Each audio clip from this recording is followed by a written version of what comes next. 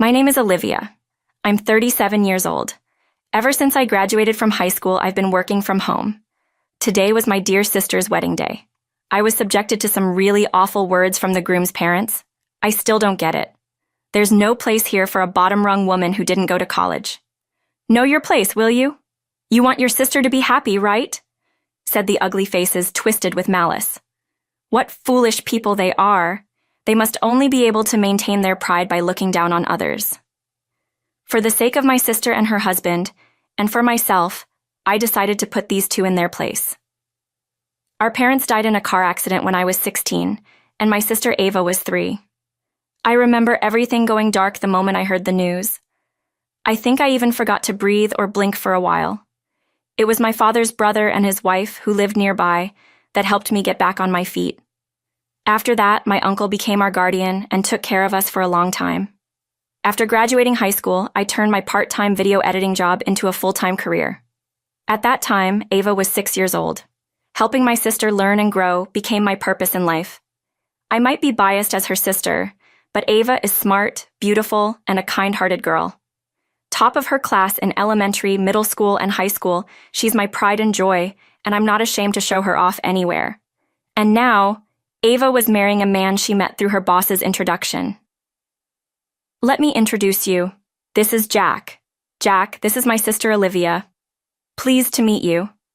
I'm Jack. Nice to meet you, I'm Olivia, Ava's sister. Jack, Ava's boyfriend, was just as wonderful as she was. He came from a good family, was good-looking, and a fine young man. They were the perfect, handsome couple. But there was one thing I was worried about. It was Jack's parents. Jack mentioned something troubling when he came to introduce himself. My parents are a bit peculiar. I'm worried they might offend you, Olivia, when we meet. He even apologized in advance. To think he had to say that about his own parents made me anxious about meeting them. The day of the meeting between the two families arrived. We met at Jack's family's home, as per their request, a large mansion with a grand gate. I was completely overwhelmed. Upon meeting them, Jack's parents did nothing but brag about their family and their son. You could say we're a distinguished family around here. Our house has been so for generations. Jack is an exceptionally talented child even in our family. Your sister is lucky. There was no time for us to talk. Jack looked embarrassed. Eventually, Jack's parents suggested to Jack and Ava, "Why don't you two go for a walk?" they said.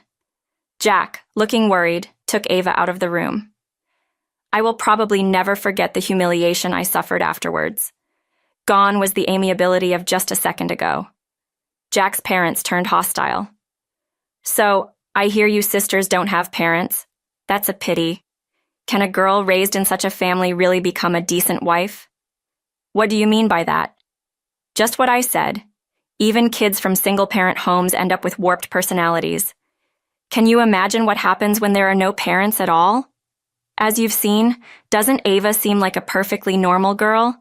She's academically excellent, considerate, always straightforward, and adores her sister. But the fact remains, she's parentless. She hasn't been raised properly. There's no such thing as a plant that grows straight from bad soil, right? You understand our concern. However, as you can see, our son is very fond of your sister. We're making an exceptional case in welcoming her into our family as a wife. But we don't want you at the wedding. You bring the tone down. You didn't go to college, did you? Having someone like that in the family is embarrassing." What arrogant and oppressive people. It was the first time I'd been insulted to my face about my birth and upbringing. But I had already been forewarned about Jack's parents' oddities by Jack himself. That allowed me to handle the situation calmly. "I can't do that." "What did you say?" "Indeed, my sister and I have no parents. We were never wealthy. Since we were young, we supported each other and lived as best we could. If I'm not there, she would be devastated. I don't want to make my sister sad, so I will attend the ceremony." "Don't be so presumptuous. Do you intend to bring shame upon us? Think it over. We're not afraid to take drastic measures." No matter what was said, I stood my ground. Jack's parents glared at me and hurled abuse. In the end, when Jack and Ava returned, the matter was left unresolved. I still can't forget the cold look in Jack's parents' eyes when I left. It was the day of the wedding. The solemn ceremony in the chapel was truly wonderful. Ava's happy expression when exchanging vows. I lost count of how many times I wiped tears with a handkerchief. I was overwhelmed with emotion. The trouble started after moving to the reception venue. I couldn't find my seat. When I asked the staff, it was a directive from above. Everyone looked perplexed as I stood confused. Jack's parents approached me and, pushing me towards a secluded area, said with a cold expression, "We told you not to come, didn't we? You must be quite foolish. Well, it can't be helped. A bottom-rung woman who grew up without parents and didn't go to college." Laughter. "Please stop this. Let me go back to the venue." "Don't you get it yet? There's no place here for a bottom-rung woman who didn't go to college. Know your place, will you? You want your sister to be happy, right?" Jack's parents were serious at this point. I had to make up my mind too. "All right, I understand. Finally, come to your senses. Leave quickly." I was pushed out and locked out of the venue by the two, but this was all within my expectations. I hid and watched the goings-on at the venue. The bride and groom made a grand entrance, like lights shining on them, loud applause. The first to notice my absence was Ava. After taking her seat, she whispered to Jack and called for a staff member. "My sister's missing. Please find her. We can't proceed without her." "Ladies and gentlemen, has anyone seen Olivia, Ava's sister? She's in charge of an important role in the sound and production for the entertainment. We can't continue the reception. She was here just a moment ago." Jack's call caused a stir throughout the venue. Many people were searching for me in the lobby and bathrooms. There were even critical voices wondering why the bride's sister would disappear. Silently, I was supposed to utilize my video editing skills for the wedding reception. As Jack said, without me, none of the entertainment could start. Jack's parents were the ones panicking. Come to think of it, she said her stomach hurt and left a while ago. We should look for her too. She must be around here somewhere. They were in a frenzy. They started looking for me. As they approached, I slipped out from my hiding spot. The other guests hadn't noticed yet. Jack's parents glared at me. "So you were here. Look, we're withdrawing our order for you not to come. Go back to the venue. We're allowing you to join. Without you, it seems nothing can start." "But didn't you say there's no place for a bottom-rung woman who didn't go to college? We're specially arranging a seat for you. Can't you take a hint? Be grateful." "Okay, this is special treatment." "That's right. Normally we wouldn't allow someone like you to join. You've been entrusted with an important role, so reluctantly we're letting you join." Jack's parents still looked menacing, their disdainful eyes looking down on me as if they were looking at something dirty. "But you understand, right? Keep this exchange to yourself. If Jack finds out we kicked you out, who knows what he'll think. Promise you won't tell anyone, then we'll take you back." "I understand. I won't speak of this matter to anyone." Once I promised, Jack's parents smirked with a sarcastic smile. Then they took me back to the reception, pretending as if nothing had happened. Ava looked visibly relieved to see me. "Where did you go? What were you doing?" relatives asked. I suddenly felt ill. I responded with a dry smile. Jack and Ava still looked uneasy. I hurried to the side of the bride and groom. "Thank goodness you're safe," Jack whispered. "Where have you been until now?" "Well, just as I expected, I was thrown out of the venue." "What?" "That's really unfortunate. It would have been better if nothing had happened. It's regrettable. I'm sorry this happened, but there's no helping it now. Let's proceed as planned. You got the footage, right?" "I should have, but are you sure? It's your wedding reception after all." "Don't worry about it. I was prepared for this, and I want to set things straight." Jack's determination seemed unwavering. It was Ava and I who hesitated. Depending on how this goes, Jack's family might see me uncertain.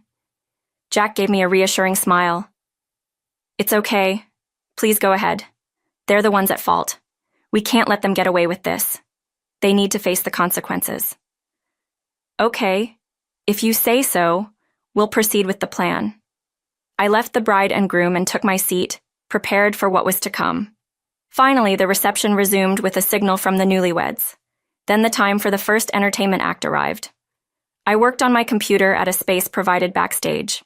The lights in the venue dimmed, and a large screen descended from the ceiling. The moment had arrived. I bravely pressed the play button. The screen showed footage of Jack's parents. The venue erupted in chaos. What is this? Wait a minute, when did someone record this? Stop it. Who is doing this? Stop it right now. It was no wonder they panicked. The footage showed them speaking harshly about me. Don't come. You're foolish. Raised in a parentless home, not college educated. A bottom-rung woman, there's no place for you here. Their abusive words echoed in the venue. My voice of resistance was also captured, unbeknownst to them. My accessory had a hidden camera. It was for gathering evidence in case Jack's parents harmed me. In the worst-case scenario, I planned to expose their abuse at the venue. Jack and I had agreed on this beforehand. Stop it! Hey, staff, stop this video right now. Where is that woman? She must have played it. Ah, there she is. Jack's parents noticed me backstage. They seemed intent on stopping me by force, advancing towards me. But before they could reach me, Jack and several men stood in their way. Dad! Mom! You've done something terrible. Why would you do this? She's a bottom-rung woman who didn't go to college. That's why. That's right. It's unacceptable for our family to have someone who didn't attend college. This is for your own good, too.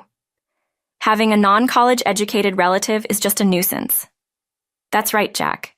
You could be looked down upon because of her. Their words were outrageous.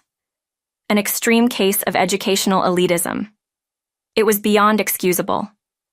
Nowadays, are there people as concerned about their relatives' education as these two? Listen, our upper-class family doesn't need ties with a woman who hasn't been to college. Our honor is at stake.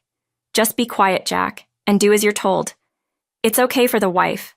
She went to college and got a good job, but her sister is no good. She didn't go to college and isn't employed. I work from home. I'm not unemployed. I filed as a sole proprietor and live off my labor income. However, it seemed Jack's parents didn't understand this. In their eyes, not working for a company meant being unemployed. The guests looked at the groom's parents with disdain. Jack clenched his fist tightly. Enough with the video and now this. It's all discrimination and prejudice. Upper class? Where do we fit in as upper class? Shame on you. Jack's shouting echoed through the venue. His parents were taken aback by his anger. Everyone was overwhelmed by Jack's presence. I've always hated Dad and Mom's distorted views. I told Olivia that she might be discriminated against because of her education. That was me, I said. Yes, I prepared for the worst-case scenario.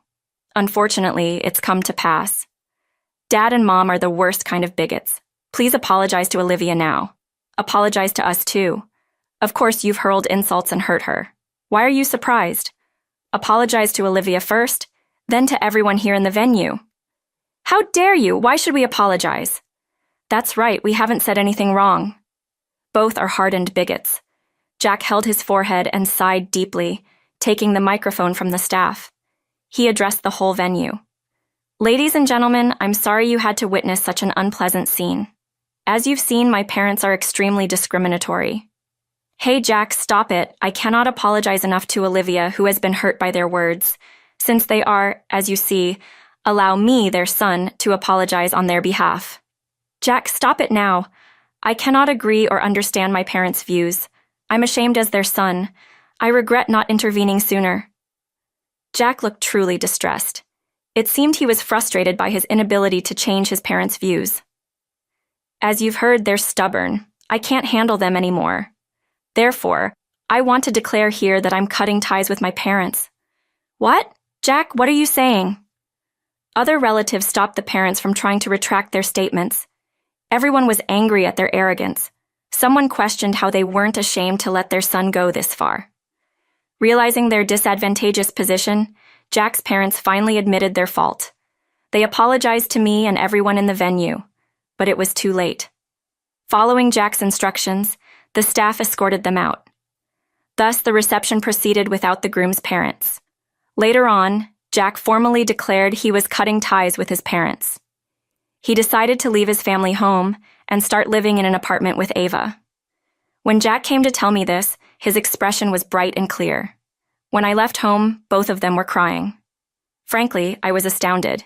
Even after all that's happened, they still say it's not their fault. They both got quite a scolding from the relatives, too. Really, there's no saving them. His parents, proud of their son, were greatly weakened after the reception. They faced significant criticism from their own family. Moreover, the incident at the venue leaked out and became the talk of the neighborhood. Now they seem to be completely isolated in the community. Recently, Dad and Mom just kept blaming each other. It's like, this is all your fault. No, it's your fault. It's futile. It's clear they were both equally at fault. Neither of them wants to admit their responsibility. It's truly pitiful. Olivia, I'm really sorry for everything.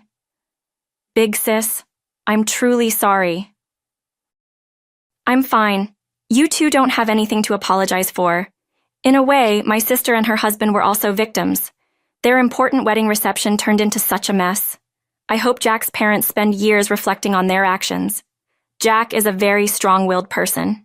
He's determined not to forgive his parents unless they completely change their ways. It's great that such a dependable person became my sister's partner. Being around my sister and her husband makes me think that marriage might be nice. These days, it's common for people to marry later in life. Even someone nearing 40 like me looking for a partner isn't unusual. Maybe it's time for me to start seeking a wonderful encounter. There are many ways to meet people, like parties and apps.